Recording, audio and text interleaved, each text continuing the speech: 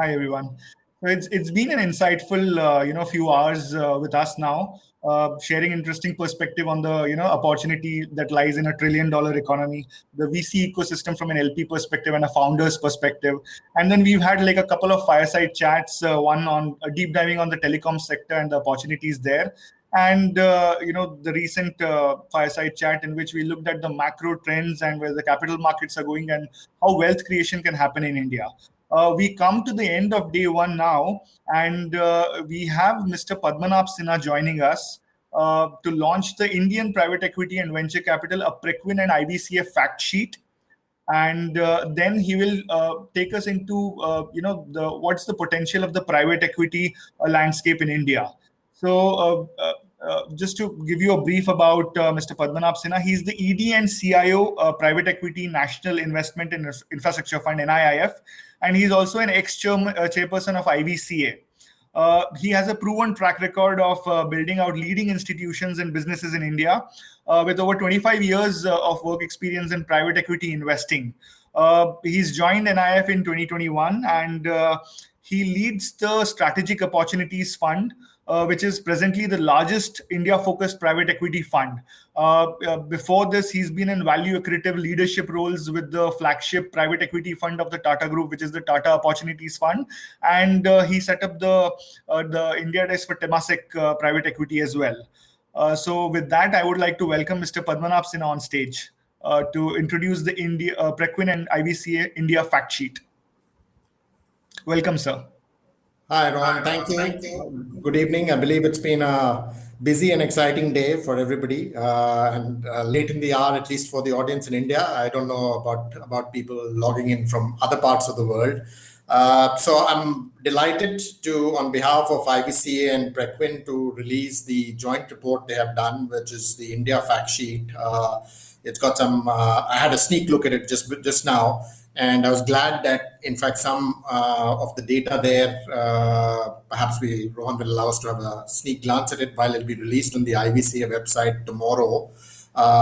Some of the data there validates what I'm going to talk about in terms of the various phases of Indian private equity and venture capital and what the last few years have been like.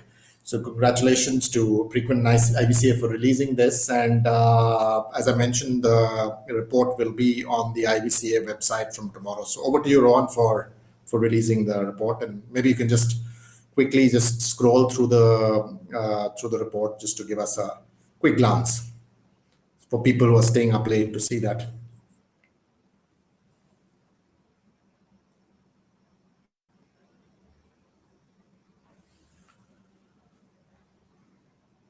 I can't see it yet. Rohan, are you putting up and sharing the report?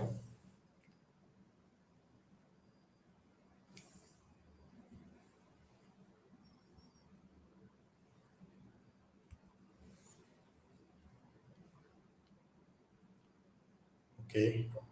So yeah, I was off stage now. Sorry for that, but yeah, I've shared the India fact sheet.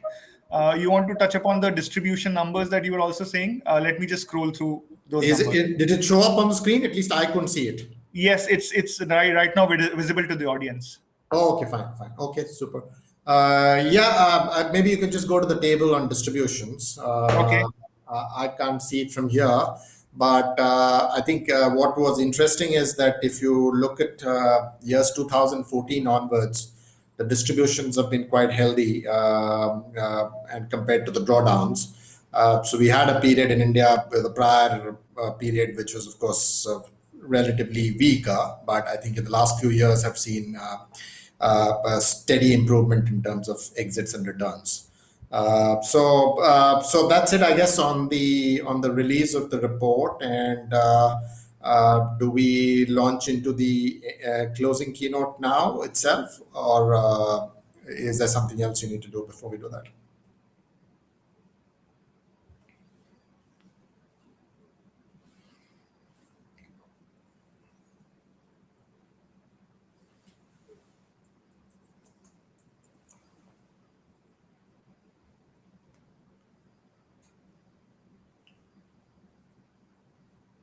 I think we're just waiting for. Okay, great. Is that in full screen mode? So, so I'm going to briefly talk about, to wrap up day one, Indian private equity and venture capital. What I see would be the changes in the next generation post COVID. So let's move on to the next page, please. So Indian private equity venture capital has really evolved in three broad phases. Up to 2006 was a period of easy pickings in a nascent growing industry. It was not very competitive, and the macro was strong and improving, and I think relatively strong returns were made in a nascent industry then. 17 to 15 was much more checkered. I think there was sorry, 7 to 15. Up to the GFC, of course, or just before the GFC, there was a lot of action in India, a lot of liquidity, and a lot of deals. And post that, I think some of the issues were maybe the lack of discipline in deals done around that time, less experienced managers, high volatility in the macro, all led to, and maybe less sort of curated entrepreneurs which were backed, led to checkered exits and performance. But if you move on to the third phase, as we just discussed it from the Preqin report, I think this phase saw consolidation, much more maturity. There were experienced managers, strengthening trajectory in deal making and exits, and some blockbuster exits. As I think we all are aware, 23 unicorns have been created in this calendar year itself. Of course, many of them are tech and digital, but I think there have been some great successes even across other sectors. Can we move to the next page, Rohan? So what do you think the next generation of Indian private equity venture capital will look like? Next page, please. So version 4, as one can call it, one was the nascent growth phase, version 2 was the checkered phase, version 3 was consolidation and good returns. Version 4 promises to be more exciting. In what ways? I think the scale and diversity in the domestic ecosystem is going to increase significantly. And as we will see in the coming slides, the domestic ecosystem, which is India-based managers and India-based LPs, are still punching below their weight. And I would expect that to change for a variety of reasons, which I'll discuss. So the first thing is the Indian PE and VCs. On the GP side, the Indian PE and VCs would scale and support the creation of more national champions and unicorns. I think the entrepreneur ecosystem in India is really now thriving, and therefore there's ample opportunities to back.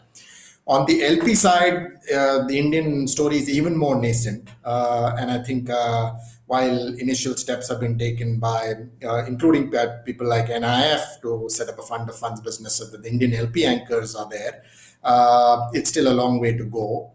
And the third important aspect is, I think, given the strengthening macro and reform story in India, I think with formalization, better compliance, the whole spectrum of private equity and venture capital investable companies will grow, leading to a broadening base of investable companies. Let's move to the next one, please.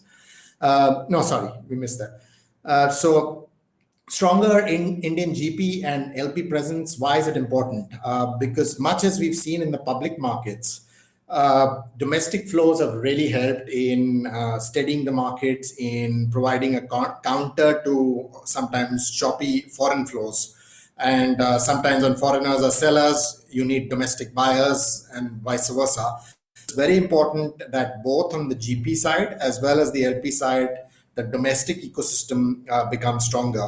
And that could make a big difference in version 4 of private equity and venture capital. Let's move on, please. So let's talk about the GP side first, which is Indian PE and VCs.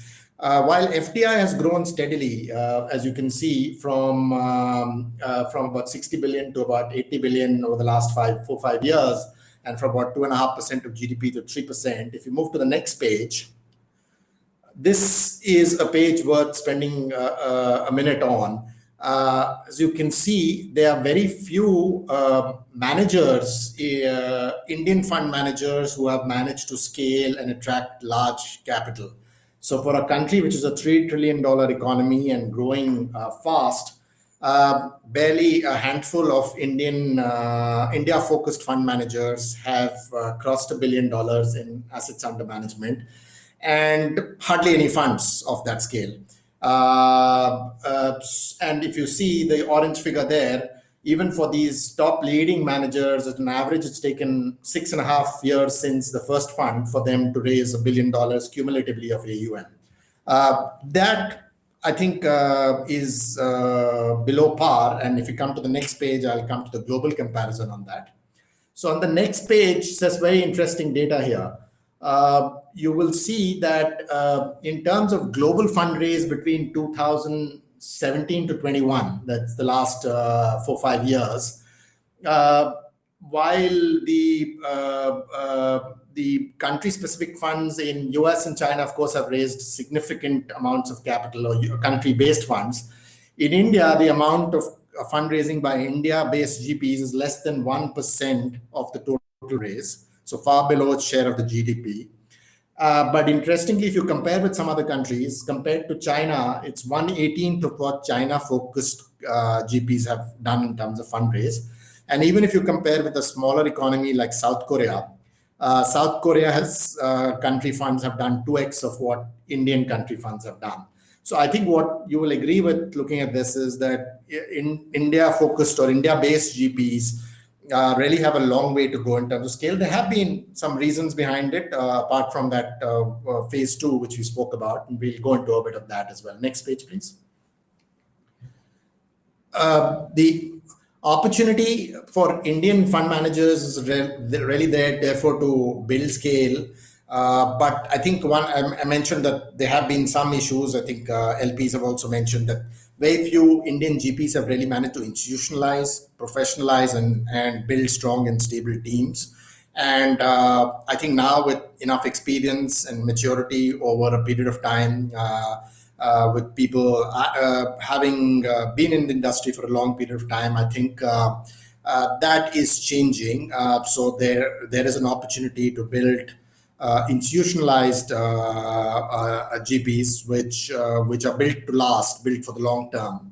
And the maturing founder ecosystem is well known, I think, in India today. There entrepreneurs are also looking for value beyond capital. And I think they do prefer local ICs and local teams because they can be more responsive even post-investment. Whereas a lot of the global GPs, when they're investing out of the India pockets, really need to cascade a lot of decision making up and down. Let's go to the next thing. ESG focus is another, of course, important theme for GPs in the next phase. I think ESG is a no-brainer.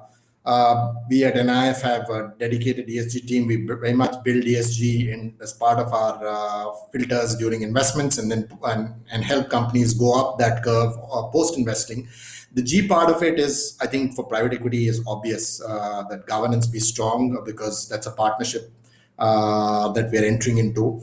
But the environment and sustainable social part of it is equally important from building future-proof companies. With private equity and venture capital, you're investing for about 5-6 years, 4 to 6 years, let's say. So you want companies which are future-proof and will get strong exit multiples as well. Can we move on, Ron? So this capital, I think, at scale is going to be very important, because with a maturing founder ecosystem, capital at scale is probably the only disadvantage that well-run independent companies have against traditional Indian corporate groups or MNCs. And that's where somebody like an NIF through its direct investing business also is seeking to provide significant capital at scale to Indian entrepreneurs and founders to help, and professional management teams, to help them scale while they are still private, all the way to listing in India.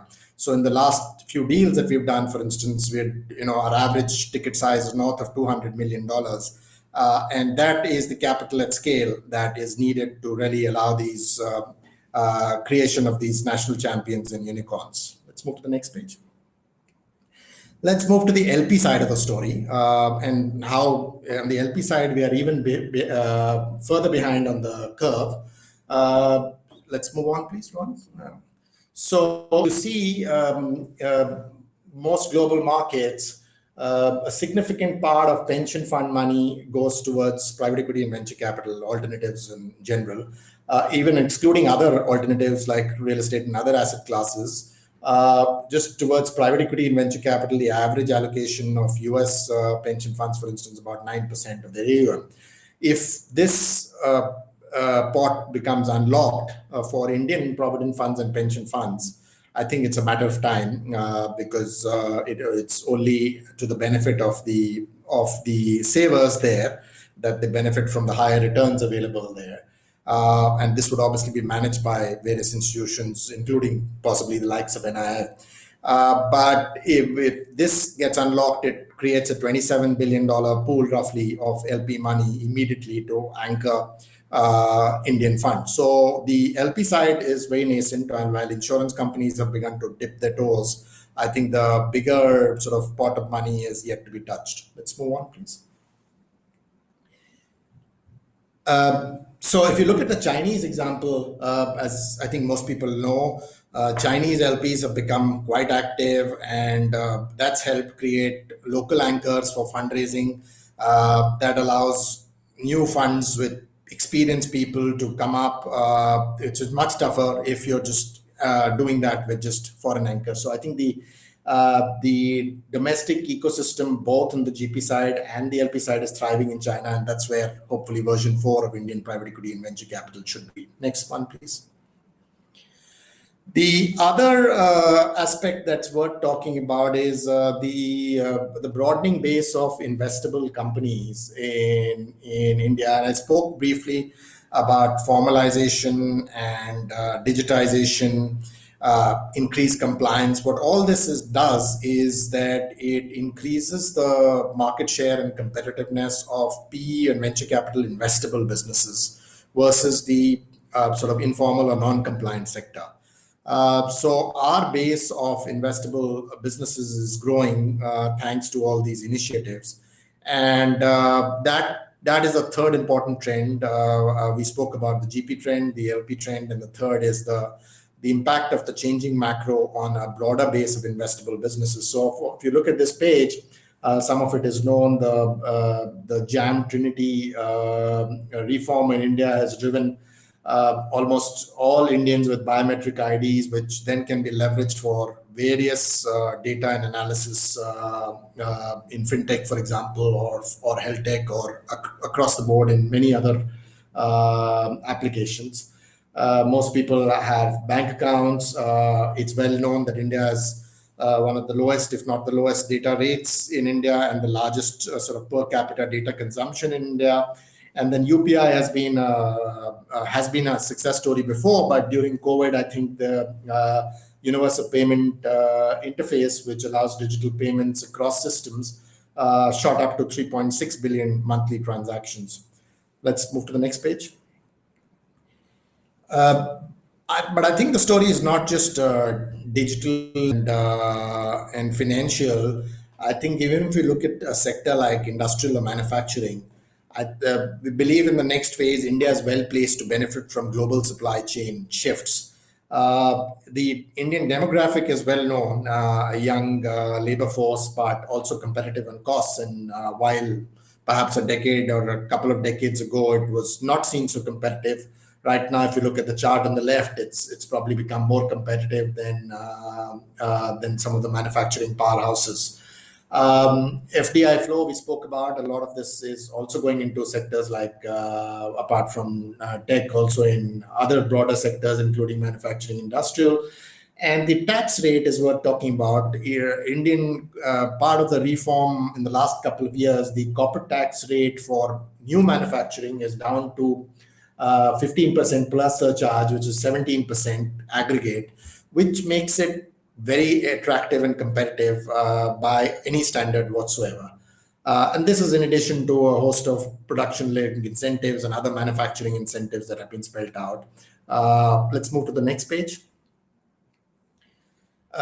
So reforms and whether it's the GST. So GST, goods and services tax, was very important in unifying India and making it less or more frictionless across provinces and states, and also improving compliance across the value chain. It took time to stabilize, but I think the benefits are there now, clearly visible. And the tax collections are also building up robustly, both on direct and indirect taxes. FDI has been opened up across most sectors. We spoke a bit about corporate taxes, not just in manufacturing, but across the board have been rationalized. There has been some flexibility given to states on labor code and simplifying it and making it more modern and progressive. And the digitization story is well known about. All this is resulting in India improving on the ease of doing business. Of course, needless to say, further reforms are needed. I think two sectors where I think it's obvious is the ease and time period for contract enforcement, including judicial system speed at which it can be enforced. I think that's incredibly important. And then, of course, this demographic, for it to be truly leveraged, the focus on education and training is incredibly important. And some states have begun to do good work on that front, but it really needs to pick up greater amount of focus. So, to sum up, if we can go back briefly to page 4, I'll just wrap up with that.